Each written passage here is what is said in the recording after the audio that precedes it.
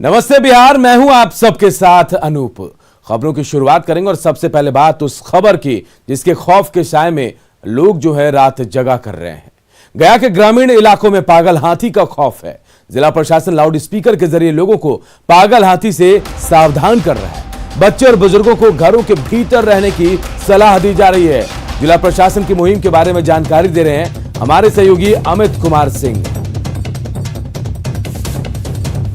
तो देखिए, नवादा से निकलकर ये हाथी जो है गया के ग्रामीण इलाकों में घुस गया है और यहां भी ये उत्पात मचा रहा है। लोग डरे सहमे हैं और रात को जागकर पहरा भी दे रहे हैं। वहीं प्रशासन के जो लोग हैं वो भी लोगों को सचेत कर रहे हैं। जो बच्चे हैं, जो बूढ़े हैं, जो बुजुर्ग हैं, जो महिलाएं हैं, उन्हें घर के अंदर रहने को कहा जा रहा है और डर जो है वो गया के ग्रामीण इलाकों में देखा जा रहा है। हाथी का खौफ इतना ज्यादा कि लोग रात भर जागकर पहरा दे रहे हैं। हम तस्वीरें भी आपको दिखा रहे हैं। ये पागल हाथी का खौफ जिसने नवादा में 4 लोगों की जान ले ली और अब ये वहां से निकलकर गया के ग्रामीण इलाकों में आ गया है।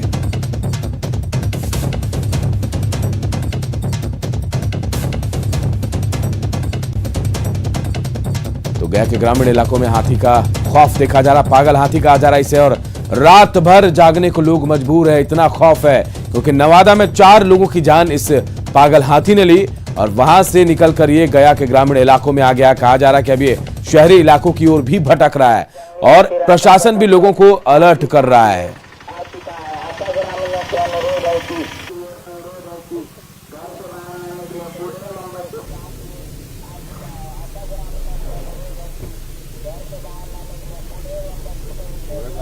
एक आवश्यक सूचना गया वन कमांडर की ओर से सूचित किया जाता है। गया के हर सुदूर इलाके में इसी तरीके से सूचना दी जा रही है। यहाँ पे लाउड स्पीकर लगाकर छोटे छोटे कस्बों में लोगों को जानकारी दी जा रही है कि उस मतवाले हाथी से बचे।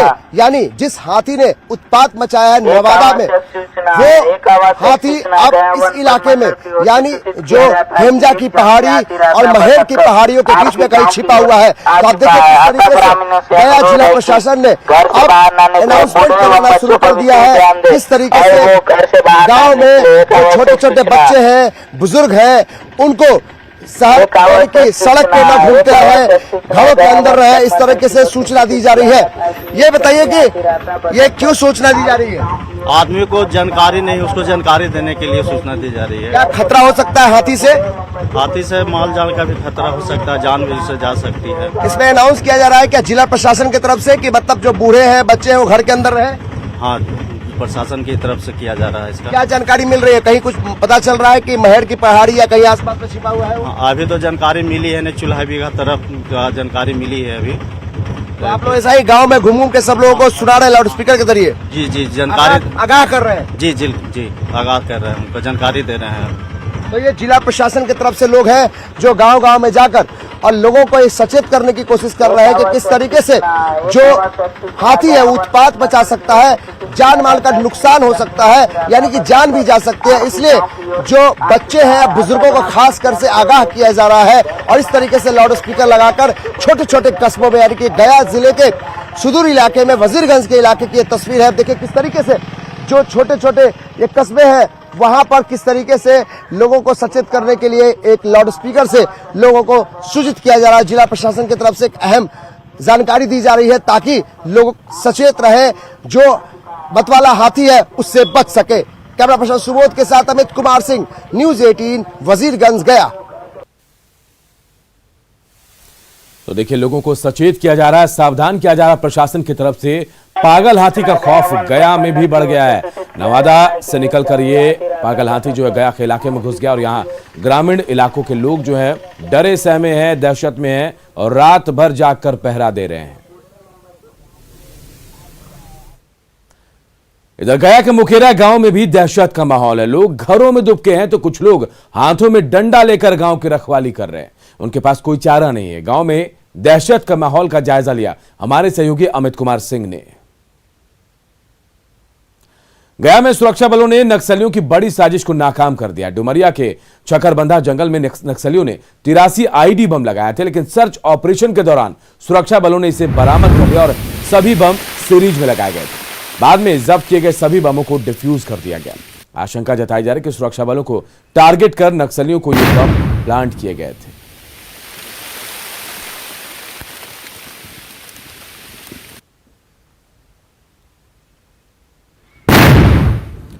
तो गया से खबर जहां सीरीज में बम लगाए गए थे, आईडी बम 28 आईडी बम, जिन्हें सुरक्षा बलों ने वक्त रहते जब्त किया। उसके बाद एक एक कर इन्हें डिफ्यूज भी किया गया। बड़ी साजिश नक्सलियों की नाकाम हुई है। चकरबंधा जंगल में 83 आईडी बम मिले हैं और कहा जा रहा था कि सुरक्षा बलों को निशाने पर रखकर एक सीरीज में 83 आईडी बम लगाए गए थे, लेकिन वक्त रहते इसे जब्त कर डिफ्यूज कर दिया गया।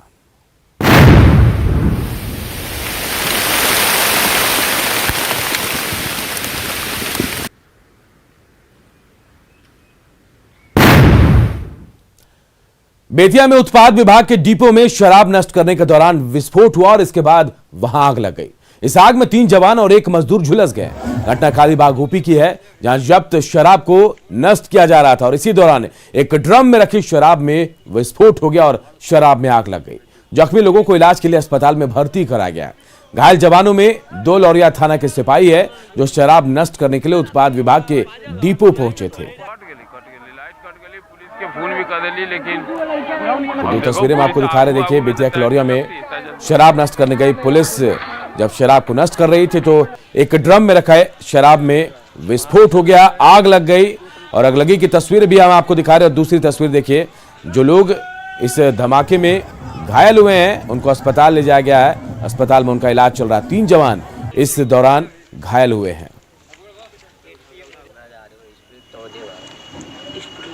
भड़कल है बड़ा तेज में दुगो।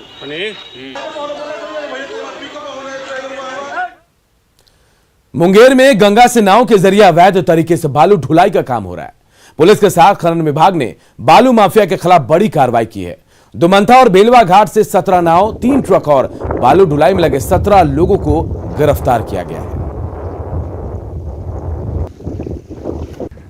गंगा के माध्यम से नावों में उजले बालू की अवैध ढुलाई हो रही थी, जिसकी भनक पुलिस को लगी। पुलिस ने यहाँ छापेमारी की, अपनी दस्तक दी और दस्तक देने का यह परिणाम निकला कि पुलिस ने यहाँ से लगभग 10 से ज़्यादा नाव जिसमें बालू लदे थे उसको जब्त किया गया है। कई लोगों को भी पुलिस यहाँ से ले गई है ताकि जो इस बालू की ढुलाई में लगे थे, और कई वाहनों को भी पुलिस ने जब्त किया गया। आप देख सकते हैं कि ये गंगा है, गंगा में जो नाव है वो लगी हुई है, इसी नाव से बालू से लबालब लदा हुआ नाव है और इसी नाव से होके बालू गंगा में ढुलाई की जाती थी, जिसके बाद पुलिस को ये सूचना मिली और सूचना मिलने के बाद ही पुलिस ने इन नावों को जब्त किया है। आप देख सकते हैं कि वहाँ भी 3 नाव लगी हुई है। गंगा का जो इलाका है विहंगम इलाका है, यहाँ पे पुलिस की दबिश कम होती थी, लेकिन अब जो है पुलिस ने यहाँ पे दबिश दिया है और देने का नतीजा यह हुआ कि यहाँ पे जो पुलिस ने है कई नावों को, बालू लदे हुए नावों को जब्त किया गया। अरुण शर्मा, न्यूज़ 18 मुंगेर। मधेपुरा में अधिकारियों की मनमानी ऐसी कि जनता तो छोड़िए, जनप्रतिनिधियों तक की भी ये नहीं सुनते। हाल यह है कि वरीय अधिकारी का भी आदेश जूनियर अधिकारियों के लिए कोई मायने नहीं रखता। ये मामला सिंहेश्वर अंचल का है, जहां लोग महीनों से जमीन का दाखिल खारिज कराने के लिए भटक रहे हैं। पुराने कर्मचारी ने मोटी रकम भी वसूल ली थी, लेकिन काम नहीं हुआ। लोगों ने अंचल कार्यालय में भ्रष्टाचार की शिकायत डीएम से की तो हरकत में आए डीएम ने तुरंत आरोपी कर्मचारी को ट्रांसफर कर दिया, लेकिन प्रभार सौंपने के नाम पर डीएम के आदेश की अनदेखी कर 15 दिन बाद भी वो अपनी ही कुर्सी पर बैठे हैं। और इस संबंध में जब पंचायत समिति के सदस्यों ने सीओ से सवाल पूछा तो सीओ साहब जनप्रतिनिधियों पर ही भड़क गए। टका कल की जहाँ 2000 टका दे दियो, अहाँ के काम जल्दी भए जाए। हम ओकरा 2000 टका दिलियै, 2019 में काम करवेलियै, वो काम नहीं भेले अभी तक में। अब फिर कहे छियै करे ले तो कर्मचारी साहब कह रहे टका चाहिए, फिर हमरा फूल के बाद ये काम है। की शिकायत मिलने के बाद जब हम प्रखंड मुख्यालय आए और माननीय अंचलाधिकारी महोदय से जब ये बात पूछने गए कि जो कर्मचारी को माननीय जिला पदाधिकारी महोदय के द्वारा यहाँ से ट्रांसफर कर दिया गया है, वो फिर यहाँ किस परिस्थिति में यहाँ अवैध रूप से काम कर रहे हैं, तो माननीय अंचलाधिकारी महोदय ने हमको बोला कि आप हमसे पूछने वाले ये कौन होते हैं, और ये मेरी ऑफिशियली मैटर है और ये साहब जानेंगे और हम जानेंगे। जिला पदाधिकारी का चिट्ठी के आलोक में उनको विरमित कर दिया गया था, लेकिन चूंकि काम बढ़ा हुआ है तो वो पूरा संपूर्ण परिवार जिनको देना था वो अभी छुट्टी पे थे, अपने लड़के की शादी में चले गए थे, वो वापस आए हैं, पूरी संपूर्ण परिवार सौंप के ये भी चले। बिहार के सबसे बड़े अस्पताल पीएमसीएच को विश्व स्तर का बनाने की तैयारी चल रही है। नर्सों को 10 मार्च तक आवास खाली करने का नोटिस दिया गया है ताकि इन आवासों को तोड़कर नई बिल्डिंग बनाई जा सके, लेकिन सरकार ने उनके लिए आवास का कोई इंतजाम नहीं किया और बाहर कोई मकान मालिक घर नहीं दे रहा। नर्सों से बातचीत के हमारे सहयोगी रजनीश कुमार ने। पहले सरकार आवास की व्यवस्था करे, अपमानित करना नहीं। पीएमसीएच को पुनर्विकसित करने का काम तो शुरू हो गया है, लेकिन नर्सों को नोटिस मिल गया है कि आपको घर खाली करना पड़ेगा। ऐसे में सरकारी क्वार्टर में रहने वाली नर्सें अब परेशान हैं कि आखिर इतनी जल्द अब घर कहां से ढूंढें। तो देख सकते हैं हाथ में नोटिस है और सभी नर्सें लगातार परेशान हैं। जरा बात करते हैं नोटिस कहां से मिला है और क्या अल्टीमेटम दिया गया है। ये अधीक्षक ऑफिस से नोटिस मिला है। इसमें आवास खाली करने के लिए हम लोग को बोला गया है। ये 18 दिन का मोहलत दिया है कि 18 दिन में 10 तारीख तक में आप 10 मार्च तक में आप आवास खाली कीजिए। इतना जल्दी आवास कैसे खाली हो सकता है? डिमांड है आवास के बदले आवास कैंपस के अंदर चाहिए। हम लोग भाड़ा देते हैं, एचआर कटता है हम लोग का, भाड़ा दिए हुए फ्री में नहीं रहते हैं। तो इस तरह का नोटिस कोई प्राइवेट क्वार्टर में भी अगर आप रहते हैं, मकान मालिक वहाँ भी आपको 90 दिन पहले 3 महीने पहले की नोटिस देती है जब आप 3 महीने के अंदर घर खाली कर दीजिए। ये सिर्फ षड्यंत्र सिस्टर लोगों के लिए। ये क्वार्टर जितना ये nurses quarter A grade B grade new hostel nurses quarter, इसके बाद नंबर है 32 क्वार्टर, वो भी नर्सेस लोगों के लिए आवास है। आवास खाली नहीं होगा। ये 4th ग्रेड का चतुर्वर्गीय कर्मचारी किसी का कोई अभी आवाज नहीं है। इन लोगों का नहीं। नर्सिंग स्कूल नर्स का टोटल चीज ध्वस्त होना है। नर्स को बलि चढ़ाकर नया बिल्डिंग बनेगा। ड्यूटी कैसे आएंगे जाएंगे, बाहर में कोई रहने नहीं देना चाह रहा है। हम लोग गए हैं, डेरा भी देखे हैं, बट लोग बोल रहा है कि आप हेल्थ डिपार्टमेंट से आप बिलोंग कर रहे हैं, इसलिए आपको डेरा हम लोग नहीं दे सकते हैं, सॉरी।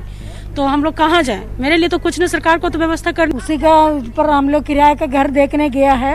पीएमसीएच में काम करते हैं बोल करके हम लोग को डेरा नहीं दे रहा। बोले आप लोग को कोरोना वायरस से बाहर डेरा नहीं मिल रहा है। नहीं मिल रहा है कोरोना। आप लोग जी ढूंढे है तो नहीं मिल रहा है हम लोग को डेरा। पहले फेज में जो नर्सेस क्वार्टर है उसको तोड़ा जाना है, तो बीएमएसआईसीएल की तरफ से नोटिस आया है। ऐसे में जो अस्पताल प्रशासन है वो फिलहाल अभी खामोश है, लेकिन नर्सें जवाब मांग रही हैं कि आखिर मोहलत क्यों नहीं और अस्पताल के अंदर आवास क्यों नहीं। कैमरामैन दीपक के साथ रजनीश कुमार, न्यूज़ 18 पटना। इधर जमुई में हवाई अड्डे की जमीन पर अतिक्रमण हो रहा है। लोग यहां खेती कर रहे हैं और 4 एकड़ जमीन 2 लोग अपने नाम भी करा चुके हैं। हालांकि मामले के सामने आने के बाद प्रशासन भी हरकत में आया और जमीन खाली कराने की पहल शुरू की गई है। जमुई शहर से 3 किलोमीटर दूर यह जो मैदान है वो कोई खेल का मैदान नहीं है, यह हवाई अड्डा है। यहाँ पर दशकों पहले हवाई जहाज उतरा करते थे, लेकिन बीते कई दशक से यह हवाई अड्डा अब बदहाल हो चुका है। अब हवाई अड्डा की अगर बात करें तो हवाई अड्डा की ज़मीन पर अतिक्रमण होने लगा है। सामने जो तस्वीर है देख सकते हैं कि इस तरह से धान के फसल लगे हुए हैं, यहाँ पर रखे हुए हैं और खलिहान बना दिया गया। दूसरी तरफ अगर दिखाई दिया कि यह हवाई अड्डा के ज़मीन पर फसल लगा दिए गए हैं गेहूं के, और यह सालों भर यही होता है कि इस हवाई अड्डा की ज़मीन पर अब फसल होती है, खेती हो रही है। लेकिन अगर तस्वीर देखा जाए तो यह हवाई अड्डा का कंट्रोल रूम हुआ करता था, जो बदहाल है देख रेख के अभाव में, ऐसा प्रशासनिक लापरवाही के कारण। सामने अगर देखा जाए तो वो सिग्नल है जो अभी जो खलिहान का रूप ले चुका है, वहाँ पर ये एक पोल पर सिग्नल है जो बता रहा है कि हवाई जहाज़ यहाँ पर उतरा करते थे। अब हैरानी की बात है कि जिला प्रशासन या स्थानीय जो प्रशासन है उसकी लापरवाही के कारण इस हवाई अड्डा की ज़मीन पर लोगों की नज़र है, भूमि माफिया की नज़र है। और तस्वीर सामने है, एक रिपोर्ट मांगी गई एयर स्ट्रिप को लेकर और अंचल कार्यालय जमुई से ये जारी रिपोर्ट है, और उसमें देख सकते हैं कि जो हवाई अड्डा की जो ज़मीन थी, मतलब कुल उस ज़मीन में 2 एकड़ 5 डिसमिल एक शख्स और 2 एकड़ 36 डिसमिल एक शख्स, मतलब 2 लोगों के नाम पर हवाई अड्डा की कुछ ज़मीन जो है वो जमाबंदी करा दी गई है। जबकि हवाई अड्डा का टोटल ज़मीन यहाँ पर बताया गया है कि 12 एकड़ 30 डिसमिल है। जी, इस हवाई अड्डा पर ढेर सारे राजनेता हैं, जिसमें मोरारजी देसाई, श्रीमती गांधी 2 बार इस मैदान पर उतरी हैं 4 सीटर वायुयान जहाज़ से। उसके बाद 1969 में सीमांत गांधी खान अब्दुल गफ्फार खान पाकिस्तान जेल से रिहा होने के बाद 1969 में इस मैदान पर आए थे। हम लोग चाहते हैं कि जितना सभी नेता से गुजारिश है कि इसे मूर्त रूप दिया जाए और चालू कर दिया जाए। क्या कहना चाहेंगे? हम लोगों का कहना यही है सर कि जितने भी ये अतिक्रमण में फसल उगाया जा रहा है सारे लोगों के सामने, और जो प्रशासनिक लोग हैं, नेता लोग हैं, उनसे हम लोग अनुरोध है कि जितना जल्द से जल्द हो और इस पर अतिक्रमण हटाया जाए और ज़मीन जो है ना नापी करवा के निकाला जाए। जब यह अतिक्रमण की बात सब सामने आई है तो जिला प्रशासन इस कोशिश में जुट गई है जी, जिनके नाम से हवाई अड्डा की ज़मीन गलत तरीके से जमाबंदी कर दी गई है, उन जमाबंदी को ख़त्म करें। लोगों की मांग है कि इस हवाई अड्डा के ज़मीन को मूर्त रूप दिया जाए ताकि लोगों को सुविधा मिले। केसी कुंदन, न्यूज़ 18 जमुई। जलमार्ग परिवहन को बढ़ावा देने के लिए भारतीय अंतर्देशीय जलमार्ग प्राधिकरण और शिपिंग कॉरपोरेशन के बीच एमओयू पर हस्ताक्षर हुआ है। इसके तहत IWAI के 3 जहाजों को शिपिंग कॉरपोरेशन ऑफ इंडिया को सौंपा गया है। अधिकारियों ने बताया कि सड़क और हवाई परिवहन के मुकाबले जल परिवहन काफी सस्ता है और स्थानीय कारोबारियों के साथ बैठक कर माल ढुलाई के काम में तेजी लाई जाएगी। कोलकाता से वाराणसी के बीच लगातार जहाज भी इस दौरान चलाई जाएगी। के साथ में एक MOU साइन किया है।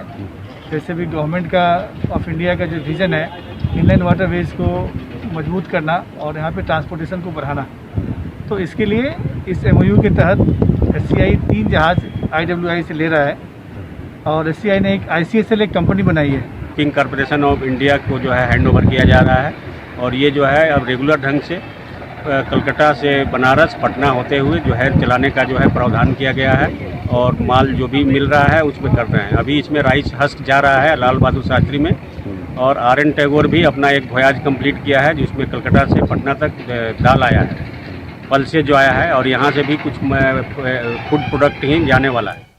और नमस्ते बिहार में कुछ और खबरें, लेकिन एक छोटे से अंतराल के बाद जल्द लौटते हैं।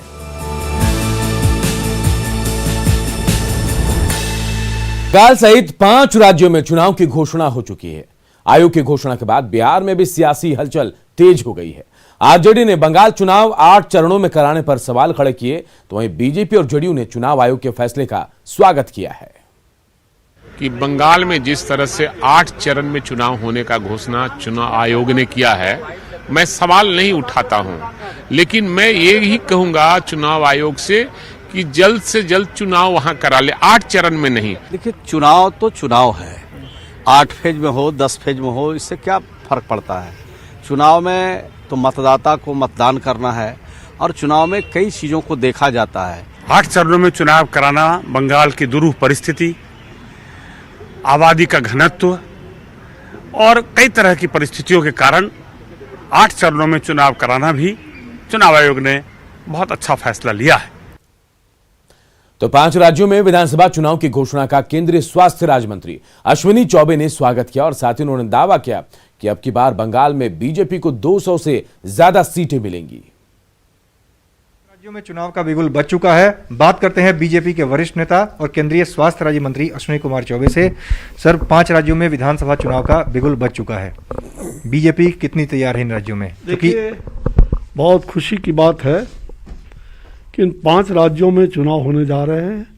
सबसे पहले तो मैं चुनाव आयोग को बधाई देता हूं और मुझे विश्वास है कि प्रधानमंत्री नरेंद्र भाई मोदी जी ने जो बंगाल के लिए किया है, बंगाल की जनता उसको भूल नहीं सकती है, कोविड के कालखंड में हो या उसके पहले। और मुझे विश्वास है कि आने वाले दिनों में हम चुनाव में कम से कम हमारा जो लक्ष्य है, हम 200 से आगे रहेंगे, 200 से आगे रहेंगे बंगाल में। सरकार हमारी बनेगी और वो बंगाल की सरकार होगी, सोनार बांग्ला की सरकार होगी। राज्य सरकार के उद्योग मंत्री शहनवाज हुसैन सुपौल पहुंचे, जहां बीजेपी कार्यकर्ताओं ने उनका जोरदार स्वागत किया। ढोल नगाड़े और गाजे बाजे के साथ बीजेपी कार्यकर्ताओं ने शहनवाज हुसैन का स्वागत किया। इस दौरान मंत्री शहनवाज हुसैन ने भरोसा जताया कि आने वाले समय में बिहार उद्योग के क्षेत्र में आत्मनिर्भर बनेगा। प्रधानमंत्री मोदी और राज्य के मुख्यमंत्री नीतीश कुमार के सहयोग से बिहार में उद्योग को सर्वोच्च स्थान पर लेकर जाएंगे। बिहार आत्मनिर्भर हुआ है, रोड में, पुल में, बिजली में, सिंचाई में। अब उद्योग में आत्मनिर्भर बनाना है। हम लोगों को औद्योगिक क्रांति करनी है। बिहार में इंफ्रास्ट्रक्चर मजबूत है। बिहार में शराबबंदी को लेकर मुख्यमंत्री नीतीश कुमार के बयान के बाद सियासत तेज हो गई है। विपक्ष ने सरकार पर कई गंभीर आरोप लगाते हुए कहा कि सरकार कुछ भी कर ले, शराब माफिया पर नकेल नहीं कर सकती। माफिया का मनोबल इतना बढ़ गया है कि सरकार को शराबबंदी मामले में विचार करना चाहिए, तो सत्ता पक्ष के लोग इस पर कार्रवाई की बात कर कह रहे हैं। पूरी तरह तो सफल नहीं रहा, थोड़ा अभी भी जितनी कड़ाई होनी चाहिए उस पर, और मेरे ख्याल से पुलिस को इससे अलग, थाने को इससे अलग करना चाहिए। थाने को इससे अलग करके इसका अलग एक्साइज के साथ अलग पुलिस फोर्स बनाना चाहिए। नहीं तो थाने वाले लोग लाइन ऑर्डर पर भी नहीं देते हैं, खाली शराब पर भी ध्यान देते हैं। उनके संयुक्त प्रयास से ही जो ये बड़ा उद्देश्य है उसको लोग प्राप्त कर सकते हैं, तो उसको सकारात्मक तरीके से देखना चाहिए। और ये शराबबंदी तभी सफल होगा जब बिहार का प्रत्येक व्यक्ति इसमें सहयोग करेगा और वो भी उसमें एक तरह से ठान लेंगे कि नहीं, हमको बिहार में इसको बंद करना है। सरकार निश्चित रूप से बहुत सशक्त है और सख्त भी है। जितने प्रकार के शराब माफिया जहां भी हो रहे हैं, आप देख रहे होंगे कि लगातार रेड करने का, और जहां जहां इस प्रकार की गतिविधि चल रही है उसको पूर्ण रूप से विराम लगे, उसके लिए जितने सतत प्रयास होते हैं सरकार के द्वारा भी हो रहे हैं और सबके द्वारा भी निश्चित तौर पर करने का एक आग्रह भी है, एक प्रयास भी है। आप लोग भी समझ रहे होंगे कि ये एक्सेप्टेंस है सरकार के द्वारा कि शराब के जो माफिया हैं वो ऑर्गेनाइज रैकेट की तरह काम कर रहे हैं और वो अत्यधिक मजबूत हो चले हैं। इसलिए पुलिस को मतलब ये निर्देश दिया जा रहा है कि आप आम लोगों से मदद लें और समूह में जाएं। ये बात सही है, मैं मानता हूं इस बात को कि आम लोगों से मदद लेनी चाहिए, लेकिन आम लोग जब पुलिस को, प्रशासन को सूचना देते हैं तो वो उन्हीं को प्रताड़ित करने लगते हैं पुलिस वाले। सरकार एहतियात के रूप में शराबबंदी भी पूर्ण रूप से लागू रहे और जान माल का भी सुरक्षा हो, चाहे वह पुलिस पदाधिकारी हो या आमजन हो, किसी को कोई नुकसान नहीं हो, इसको ध्यन में रखते हुए ये सामूहिक प्रयास है और इस सामूहिक प्रयास में बिहार के तमाम लोगों का सहयोग मिलना चाहिए। यही माननीय मुख्यमंत्री जी का ध्येय है। नालंदा के इस्लामपुर पहुंचे जाप प्रमुख पप्पू यादव ने निःशुल्क शिक्षण संस्थान का उद्घाटन किया। इस दौरान एक बार फिर पप्पू यादव ने विवादित बयान दिया। पप्पू यादव ने कहा कि सत्ता पक्ष, विपक्ष और सांसदों को हर 3 महीने पर अपने ब्लड सैंपल की जांच कराकर ये बताना चाहिए कि उन्होंने शराब नहीं पी। साथ ही उन्होंने कहा कि बिहार में अगर पूर्ण शराबबंदी नहीं होती है तो उसे चालू कर देना चाहिए। जो सम्मानित यहाँ उपस्थित अभी तक सीज नहीं हुई। हर एमएलए एमपी पदाधिकारी का ब्लड जांच नहीं होगी इन्होंने शराब पिया कि नहीं पिया। बीजेपी, आरजेडी या सत्ता पक्ष ये बताए इनके 90% 70% एमएलए मंत्री शराब के बिजनेस में लगे हुए हैं कि नहीं, सरकारी जमीन को बेच दिया कि नहीं, खनन के माफियागिरी कर रहा है कि नहीं।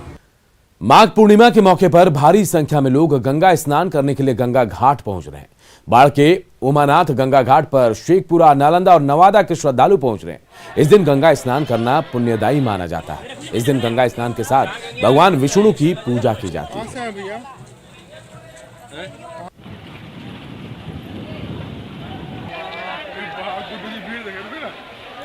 और देखिए, माघी पूर्णिमा पर बेगूसराय जिले के सिमरिया, जमटिया सहित विभिन्न गंगा घाटों पर श्रद्धालुओं का सैलाब उमड़ पड़ा है। सड़क मार्ग से लेकर गंगा घाटों पर पहुंच रहे हैं लोग गंगा स्नान के साथ पूजा अर्चना भी करते देखे जा रहे हैं। स्नान के दौरान कोई अप्रिय घटना ना हो, इसके लिए सुरक्षा के भी पुख्ता इंतजाम किए गए हैं।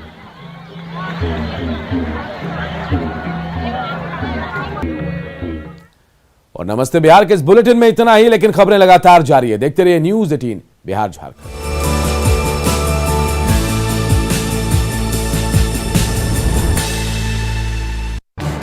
इस न्यूज हेडलाइंस के प्रायोजक पेट सफा